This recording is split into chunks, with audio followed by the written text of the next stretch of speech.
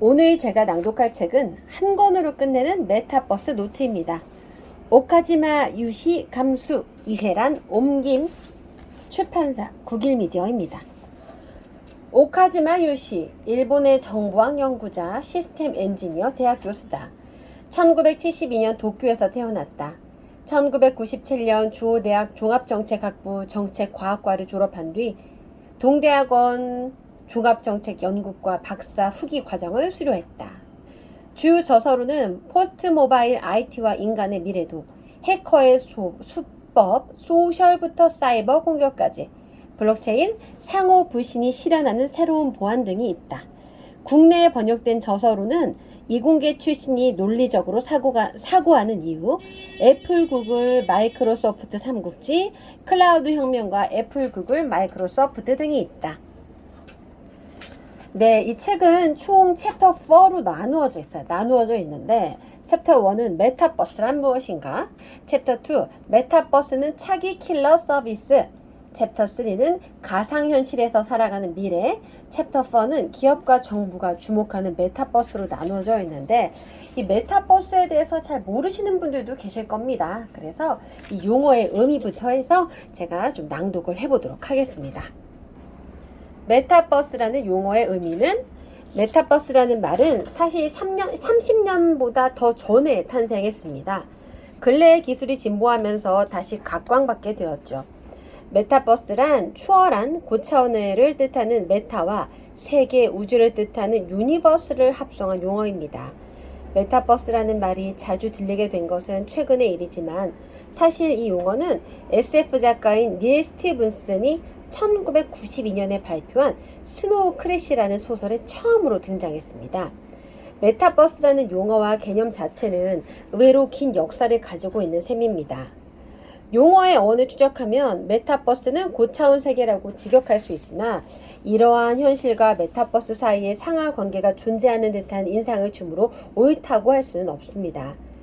현실과는 다른 또 하나의 세계라고 하는 것이 적절합니다.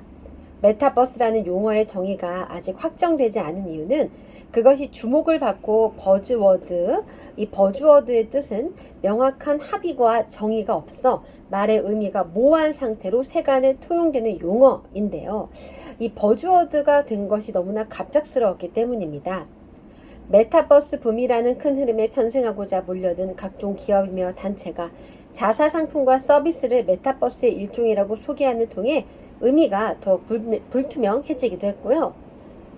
또 이 메타버스가 세상에 침투할수록 용어의 의미와 정의는 확장되고 변화하겠지만 현재로서는 메타버스는 또 하나의 세계라는 해석으로 통일해 생각하는 편이 메타버스란 어떤 세계인가를 이해하는 데 적합하다고도 할 수가 있습니다.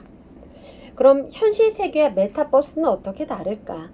현실 세계를 모방하는 데 얽매이지 않고 편리한 세계를 실현할 수 있습니다.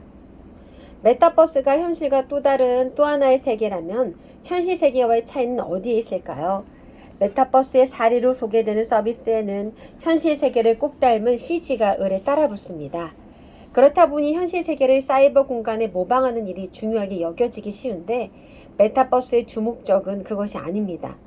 메타버스는 현실 세계 속에서 자신에게 편리한 부분만을 추출한 또 하나의 세계이자 현실과는 다른 원리로 만들어진 공간입니다. 현실 세계의 원리인 중력을 무시한 세계를 구축한다든가 아바타를 설정해서 개인의 속성을 실제와 다르게 바꿀 수도 있죠. 이처럼 현실과 분리된 편리한 세계를 만드는 것이야말로 메타버스의 본질입니다.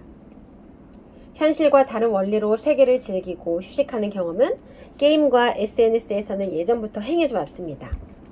이용자의 안락함에 무게를 둔 세계인지라 현재는 오락적 요소가 두드러져 보이지만 앞으로는 비즈니스와 교육을 비롯한 온갖 영역에서 활용될 것입니다. 현실 세계에서 이루어지는 많은 일이 메타버스에서 실현되는 날이 오면 자신에게 편한 국가를 선택해 이주하듯이 자신의 생활 대부분을 메타버스로 옮기는 사람도 나오리라 예상됩니다. VR, AR, MR의 차이를 이해한다. 메타버스를 이해하려면 땡땡 현실의 차이를 알아둬야 합니다. VR, 가상현실은 현실 세계와는 별도로 만들어진 공간을 표현하여 다음에 세 요소를 만족시키는 기술입니다. 세 요소는 3차원의 공간성, 실시간 상호작용, 자기 투사성입니다. 예컨대 VR용을 착용하고 체험한 세계가 현실과 별도로 존재하는 3차원 공간처럼 느껴지지만 현실의 움직임이 VR 공간과 연동되어서 결과적으로 이 세계에 스며든 느낌을 받는다면 VR을 체험한 것입니다. 한편 AR은 증강현실이라고 번역됩니다.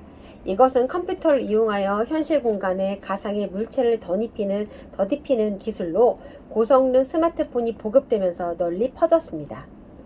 2016년에 발매된 포켓몬고는 AR 게임의 전형적인 사례입니다.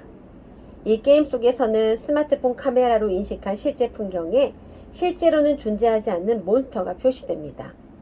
또한 AR은 셀프 카메라 앱인 스노우라든가 줌의 가상 배경처럼 AR이라고 의식되지 않는 영역에서도 활용되고 있어요.